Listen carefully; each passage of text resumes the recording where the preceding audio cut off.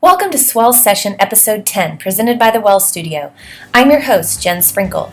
This is the sixth podcast of a special series for our Prayers for the Dreamer book club. Today's candid conversation is with Chelsie Birks. Chelsie wrote the prayer on identity from a place of truly understanding what it means to wrestle between what society tells us to find our value in and where our true value lies. On identity. Hi, Chelsie. Hello, how are you? Good. So glad you're with us today. So just why don't you start by just telling us a little about you, where you're from, and a little bit about what you do.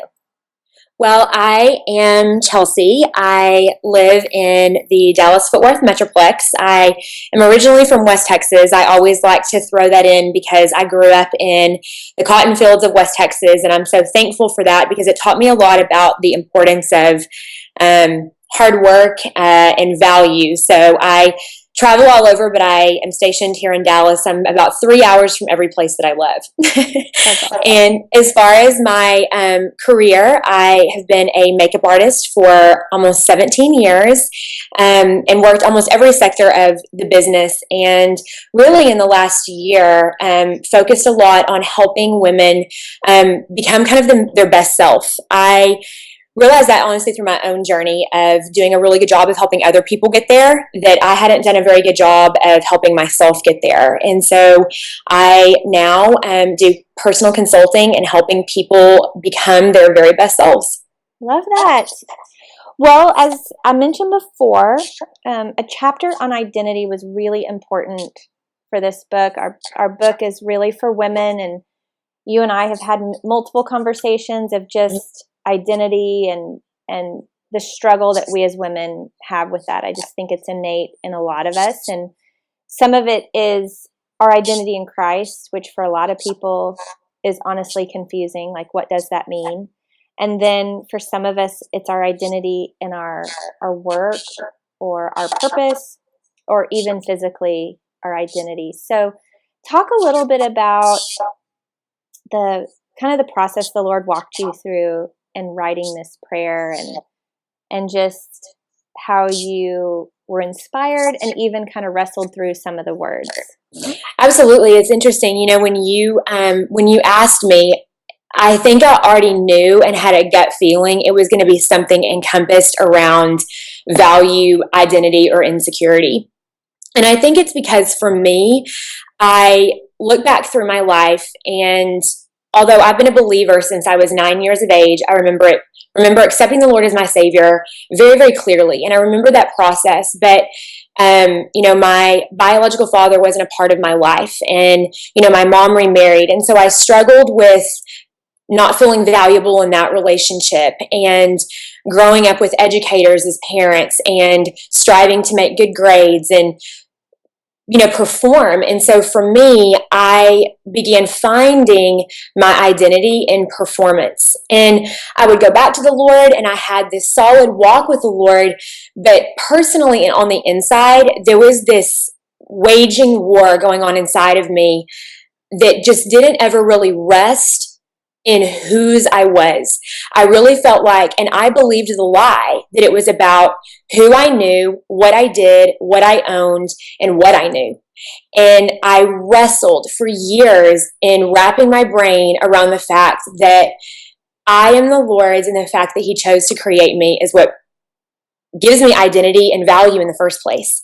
And it was something that took me years. And so when you asked me to do the prayer, the Lord was somewhat bringing me through to the other side of that. And so it was a process. Fear set in really quickly because I immediately began feeling like I was the most inadequate person to be a part of this project. And just began asking the Lord to show me, what that process would look like, as I began writing out the prayer and letting Him show me what that looked like. And He really just kind of had to strip it all away, down to every little detail, down to my handwriting. And you asked us to write handwritten pieces in the prayer. And my handwriting is something that I've struggled with. I'm a lefty, and I have a very weak hand. And so I had fear there. Every area that the enemy could throw up a lie, he would. And it wasn't until I really just said, Lord, what do you want to say? What are you wanting to tell me about myself that the words came? And I'm so glad you brought that up, because there's what I want people to know reading and praying to the book is the reason these women wrote these prayers well is because they are their heart's cry. Like, it is their heart's prayer that was birthed out of a place of struggle. Like, that's where these prayers were birthed of, not out of a place of, I have this identity thing figured out and I know exactly what to say and exactly how to pray, and so I'm just going to lay it out here on this piece of paper. And that is what happened over and over again in this project with these prayers, that women kept saying, oh my gosh, this is, and sometimes we didn't know what people's struggle, what these women's struggles were. And so it was just sweet to see prayers birthed out of place of, no, this is my thing. This is my thorn. This is what I struggle with. I know how to pray this one. And I continue to. It's like I literally carry my book with me. And in, business projects that I do and the type of work that I do, it is very comparison based. And I literally carry my book in my purse now and in my bag and remind myself that it really and truly is not about who I know, what I do, or what I own that adds to my value. It is, I think, one of those things that I have to put one foot in front of the other and remind myself, because for me, for 35 years, I believed one way.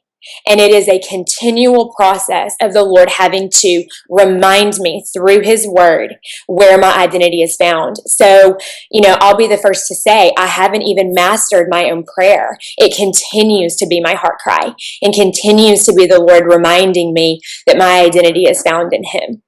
Yeah, and you kind of touched on this, but one of the lines in the second paragraph, you wrote, there is no title, position, or possession that adds or subtracts to whose I am. In you, my worth is found. And as dreamers and doers, we're spending a lot of time striving for XYZ, and that is either to achieve our dream or to build our business or to create such and such ministry or to, have a baby or get married. And so it can easily produce this cycle of believing that a title or a position or a possession or a relationship or an opportunity is going to add to who you are and whose you are. Well, and that was me. It was, and I think the best word for me to use is, it was the continual striving, in my career and in my relationships, and feeling like that I needed to do more in those places. And almost, I think ultimately, if I was to be totally honest, subconsciously what I was saying is that I need to go perform for God. I need to go do all of these things for God to love me more, and for God to have this value that He has for me. And then maybe when He loves me more, then I'll get the things that I'll get my heart's desire.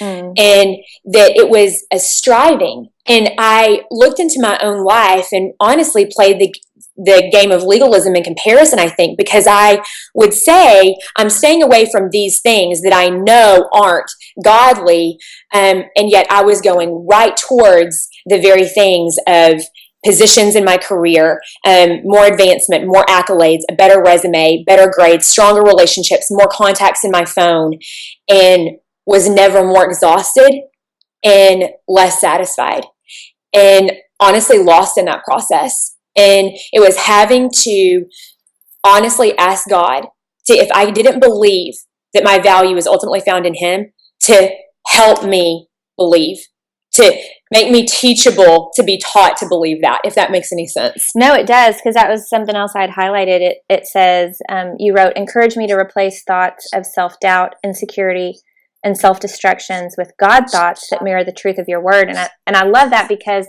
it really goes back to pointing to God's word, to the truth, and the reminder that that's what God gave us to replace those thoughts. He gave us something very tangible, a very tangible tool to use daily in addition to prayer, to replace those thoughts. Well, and the verse that comes to my mind that I've thought about constantly since writing this prayer is James 1:22. It says, "Do not merely be a listener of the word and so deceive yourself, but do what it says." And what the Lord was teaching me is he said, "Chelsie, I'm not just talking about the things that I want you to correct in your life or a lifestyle that needs to change. I'm talking about the things in my word that are applicable to your value and what I say about you. I'm asking you to do those things too." Yeah. Not to just hear my word about what I say about you, but to practice what I'm telling you to practice so that you then can rest and know that your identity is found in me. And that's been so, revolutionary for me. And since writing the prayer is to really practice what his word says about our identity, not just the things that we need to improve in our life or sin habits, that it even comes down to our thought habits about ourselves. Oh, yeah. And I love, because, and we actually, I think we went back and added this later. It's been so long. I was just trying to remember, but the prayer was written, and then I think you and I talked about adding something about physical identity. Mm-hmm. And the line that says, "When I struggle with the reflection I see in the mirror, remind me that your hands carefully crafted my appearance, my features and shape. To slander myself is to slander you." And that last part's kind of a gut punch, because I don't think we let ourselves get away with self-criticism because we don't see it as criticizing the Lord. I agree. I think this is where we misuse the word of God, and we call it humility. And we call it, we say that we're being really humble and having a humble attitude about it. And yet deep inside, our heart's in bondage because God created us to like ourselves. We were created to like ourselves because we're a reflection of him. And when he looked at us and said, I think one of the verses I used is that out of all of his creation, he called us very good.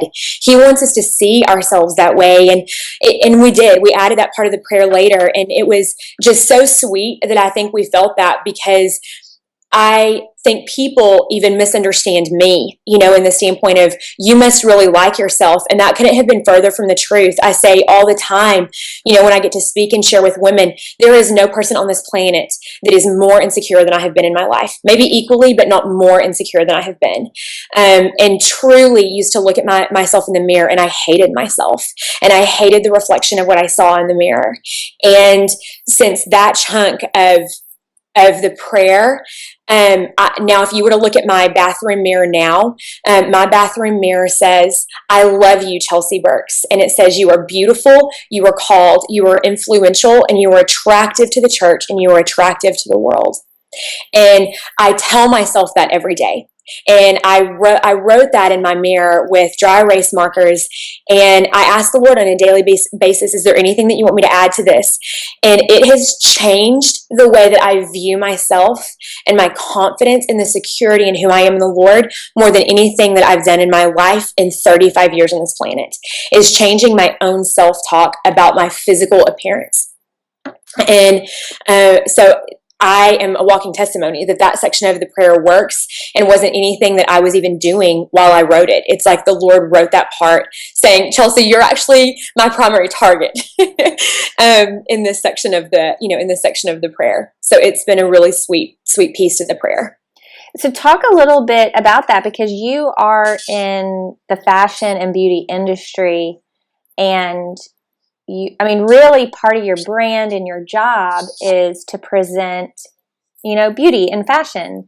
And so talk a little bit more about how you have, I love this whole concept of writing on your mirror and the place that you go to every day to look at yourself that is a reflection of you. You've put truth and God's wisdom. So talk a little bit more about how intentionally you have fought the enemy in this world of fashion and beauty and dealing with your own identity. I think, Jen, it was one of those things that this prayer was so orchestrated by the Lord, and the timeliness of it, because I was at a crossroads even within my own brand, and being really pulled into some places, within the world and the fashion sector, and feeling so called to everyday women and women within the church. And I would sit with different clients and feel this kind of tug of war within inside of myself. And the truth is I think it was my own insecurity about wanting to try to please everybody. And at the end of the day, I wasn't pleased with myself. And so through this process, I think what it has done is tell me to just shut down every other voice and ask myself, is it well within my own soul? Is it well? And taking the time to stop and rest and say, what is my reasoning in doing what I am doing? What is the reason why I'm educating women to be their best self? And it has been so interesting because I have never purchased less products. I have never been in a position to talk more about re-wearing a pair of jeans 10 times, or how to restructure something in your closet, and being at a place to where I'm not really concerned anymore by what the fashion world says. And it's not that the fashion world is bad. It brings some really beautiful things that I think we all need. We all need inspiration. I mean, nobody appreciates Vogue magazine more than me. It inspires me more than anything. It's how my blog got started. But I think it's stepping away and asking myself, is this inspiring me? Or is this causing a wrestling with inside of myself to feel like I need something that I don't have, and it's coming out of a place of insecurity? So is there anything like really specific in your life that you have actually removed or put boundaries on? Or I know for me in the past there was, and it was because of my own insecurity, but I had to unfollow a couple of people. They weren't doing anything wrong. It was my own insecurity and sin in my life. And so I just had to unfollow them for a while because I wasn't receiving it in a healthy way. Is there anything in your life that you have intentionally deleted, removed, maybe even it's something you've added to help combat insecurity?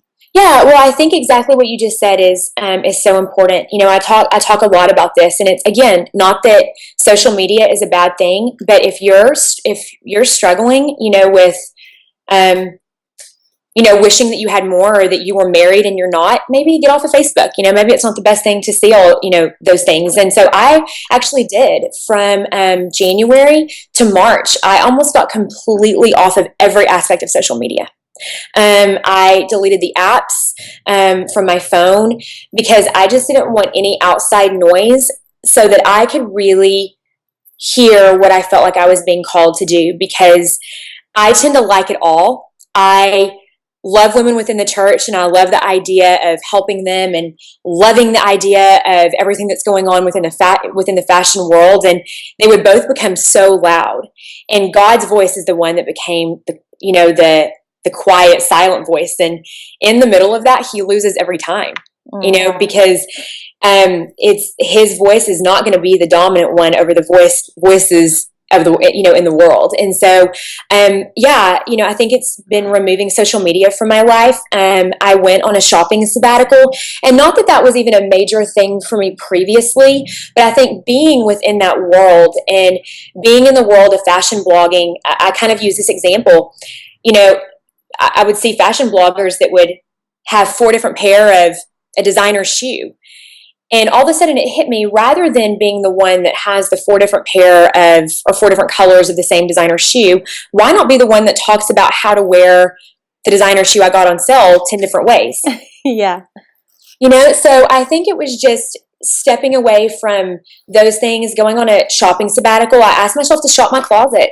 Give stuff away. That was a big thing that I did, is give a bunch of stuff away. As a makeup artist, you collect a lot over the years, and I really cleaned out so that I could be open to, to hear more and let the Lord open myself up to what the Lord had to say about me, rather than it being about the clothes in my closet, the followers on my Instagram, the makeup tools that I did was at a par with the other fashion bloggers in the industry. And really clearing a lot of the clutter out of my life so that I could be open for the Lord to, nurture my soul. Yeah, I love that, because I think a lot of times it's probably most times, if we're struggling with identity and insecurity, if we look around, there's probably some clutter in our life that's drowning out the truth of God. And so I think there's such wisdom in kind of assessing that and saying, hey, do I need to just cut out some things, clear the clutter, delete some things from my life that enable me to hear more of the voice of God? And I think that's good to remember. So if you could leave our listeners with either a challenge, an encouragement, or a piece of advice in this area of identity or insecurity, what would it be? I think my encouragement would be is to just, as you read through the prayer, to just begin by saying, God, what area of my identity am I struggling with? Because I don't think there's one person that's going to go through this prayer that isn't dealing in some aspect of their life with an insecurity issue. So I think that would be the first thing, is to just say, what part of it do you want to teach me, God, about what you have to say about me? And make the prayer personal, but at the same time, don't beat yourself up. That would be the other thing that I would say, is to let it be a sweet time for the Lord to just pull you into his chest, into his heart, and to just rock you and cradle you and let him affirm you. Just let him affirm you and let him love you, and be open to hear what the Lord has to say about how valuable we are to him, because we are the apple of his eye. We are the crown of his creation, and we compare to nothing else in creation. And he wants us to not only hear that, he wants us to believe it so that we can live lives that are obedient out of it. And so that would be my encouragement, is to just let the Lord hold you through this prayer and nurture you. Love that. Well, thank you so much first for pouring your heart and your words onto these pages, and then also for just sharing with us today your heart behind it. So we appreciate you. Thank you so much. It's been a privilege. Thank you, Chelsie. Thank you. For more information about our devotional, 31 Days of Prayer for the Dreamer and the Doer, and also our online community for dreamers, doers, and entrepreneurs, you can visit thewellstudio.co. Until next time, have a swell day.